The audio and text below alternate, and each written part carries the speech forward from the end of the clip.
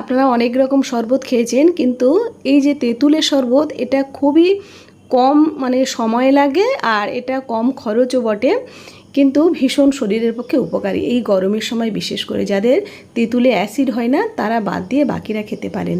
আমার বয়ামে অনেক দিন আগেকার তেঁতুল, প্রায় 10 বছর আগেকার তেঁতুল এইভাবে একেবারে কালো হয়ে যায়, সেই তেঁতুল থাকে।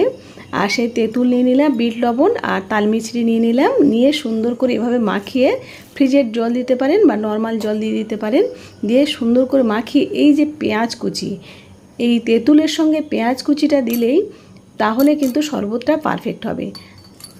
এই পেঁয়াজ কুচি আর তেঁতুল একসঙ্গে এইভাবে শরবত বানিয়ে আপনারা খেতে পারেন। আমি গন্ধরাজ লেবুটা দিয়েছি, এক্সট্রা দিতে পারেন, নাও দিতে পারেন, বা কাঁচা লঙ্কাও হালকা করে দিতে পারেন, ভালো লাগবে। কেমন লেগেছে রেসিপিটা জানাতে কিন্তু একদমই ভুলবেন না। আপনাদের অসংখ্য ধন্যবাদ।